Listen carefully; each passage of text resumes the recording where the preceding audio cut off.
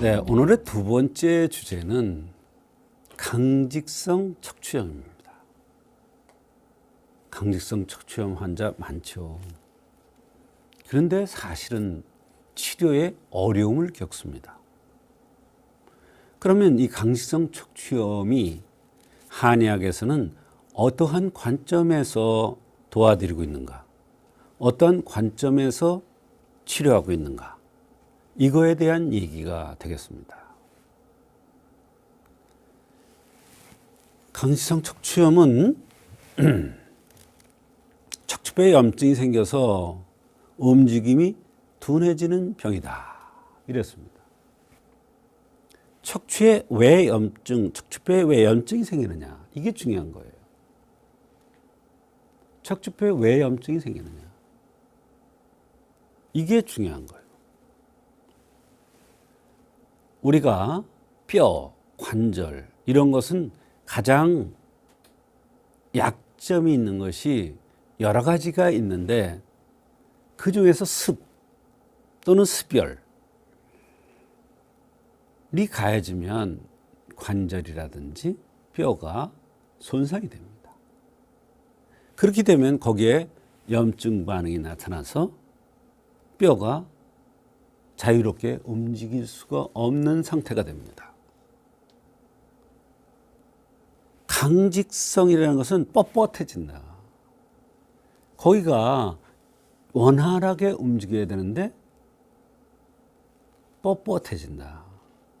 이런 뜻이에요. 이게 발 뒤꿈치나 앞가슴 뼈와 같이 인대나 힘줄이 뼈에 붙어있는 부위에도 염증이 생길 수가 있는 겁니다.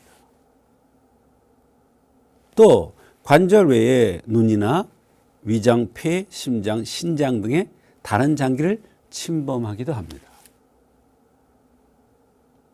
이게 무슨 얘기냐면 강직성 척추염 그러면 척추뼈만 생각하는데 그게 아니에요. 한의학에서는 습 또는 습열에 의해서 많이 온다 이렇게 얘기를 했지 않습니까? 근데 습과 습열에 의한 것이 척추뼈에만 영향을 미치는 게 아니죠. 눈에도 미칠 수 있고 다른 관절에도 미칠 수가 있고 다른 장기에도 다 영향을 미치는 거예요. 그러니까 눈뿐만 아니라 위장, 폐, 심장, 신장 이런 데 다 이상현상이 나타날 수가 있는 겁니다. 강직성 척추염이기 때문에 이런 증상이 나타나는 게 아니에요. 사실은. 인체라는 것은 전체적으로 유기적으로 돌아가는데 어떠한 원인이 있으면 그 원인에 따라서 여러 가지 증상들이 곳곳에 나타납니다. 불편함이. 그런데 그걸 하나 띄어서 보면 어려움을 겪는 거죠. 그래서 한의학이 참 신기한 경우가 많이 있습니다. 강직성 척추염의 원인은 정확한 원인은 잘 모르고 있습니다. 또 유전자가 연관이 있다고 알려지기도 했습니다. 또 과로나 세균 감염도 영향이 있지 않을까 하고 생각합니다. 잘 모르는 거죠. 네. 또 강직성 염증의 특징은 사실은 유사한 병들이 너무 많아요. 강직성 척추염과. 똑부러지게 이건 강직성 척추염이다 이런 것도 있지만 그거하고 유사하게 여러 가지 증상들이 나타나는 게 너무 많아요. 허리의 통증, 염증성 통증으로 인해서 아침에 심하죠. 우리가 하루 종일 밤새도록 자고 푹 자고 일어나면 아침에 개운해야 되는데 몸이 개운치가 않아. 특히 어디? 척추뼈, 등뼈 쪽으로. 뻣뻣한 강직이 동반되면 조금 움직여주면 풀리는 겁니다. 이건 초기에 이게 심해지면 강직성 척추염이 심해지면 풀어도 이게 풀리지가 않아요. 엉덩이 통증. 천장관절염으로 좌우 대칭적으로 엉덩이에 통증이 나타나는 경우가 있어요. 또 말초 관절 통증, 절반 이상 환자에게서 팔다리 관절염이 생기는데 특히 무릎, 발목에 이상이 잘 나타날 수가 있습니다. 제가 그랬죠. 어떤 원인이 있으면 전신에 다 불편함이 동반된다고 그랬죠. 바로 그거예요. 허리에 통증이 올 수도 있고 엉덩이에 통증이 올 수도 있고 말초 관절에 통증이 나타날 수도 있는 겁니다. 강성 척추염의 증상은 발 뒤꿈치, 앞가슴뼈처럼 인대나 힘줄이 뼈에 붙어 있는 부위에 염증이 잘 생기는 게 특징입니다. 기타 포도막염, 전립선염, 폐섬유화, 대동맥 판막 부전 등의 장기를 침범하는 경우도 있습니다.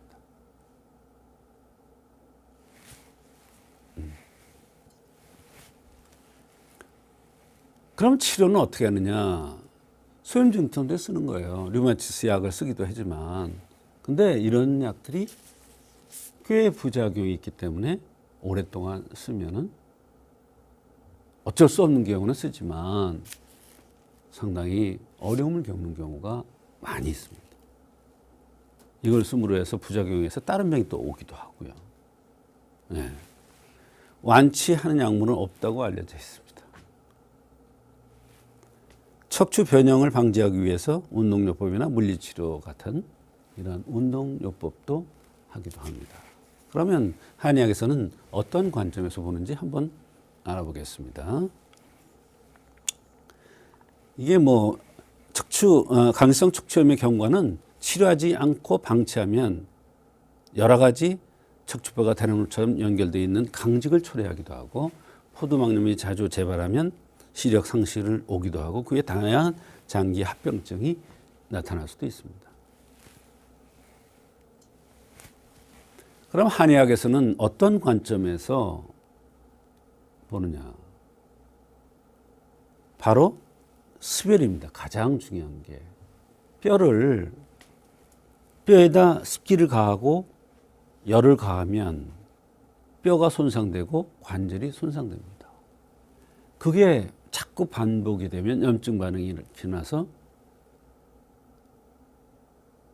문제가 생기는 거죠.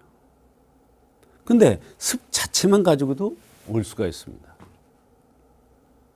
또 등뼈는 전기의 통로라는 차원에서 전기가 부족해지면 거기에 진액이 고갈되기 때문에 진액이 충분해야 이 관절들이 움직이죠. 진액이 부족되면 고갈되면 바로 관절들이 자유롭게 움직일 수가 없는 거예요. 또 통증이 나타나는 경우에 염증 반응이 나타나는 거예요. 간신이 부족하다는 건 뭐냐면 뿌리가 약한 거예요. 뿌리가 힘이 좋아야 위로 척추뼈로 해서 전신으로 기라든지 혈이라든지 진액이 공급되는데 간신이 뿌리가 자체가 약하니까 근본 뿌리가 약하니까 그게 안 되는 거예요. 그게 마치 강직성 척추염의 양상으로 나타나는 거예요. 기가 울체되면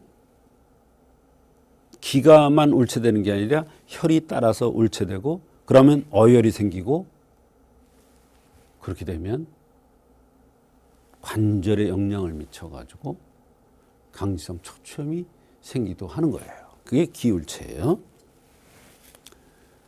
그러면 한의학에서는 이런 다양한 원인이 한의학적으로 볼 때 있는데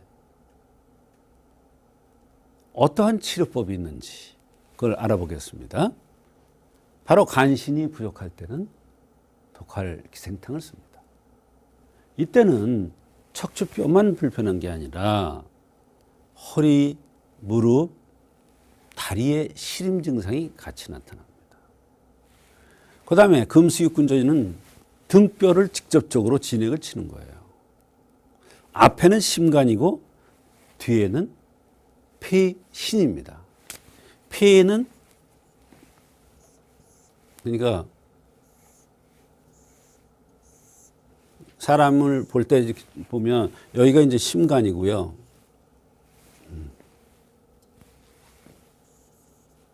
여기가 요게 간이고요. 아이고.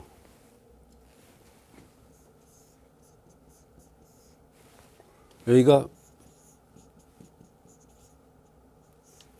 폐의 신입니다. 요거가 금이고 요게 수예요. 그래서 금수육군전이라는 건 이 등뼈 쪽을 진액을 쳐서 강성 척추염을 치료한다는 거예요. 이런 이치가 있어요. 그냥 지나갈 수 있는데 이 온신산이라는 거는요. 등하고 허리하고 뒷목하고 여기가 진액이 고갈돼서 아플 때 씁니다. 이건 어떤 사람한테 나타나냐면 코가 휜 사람들.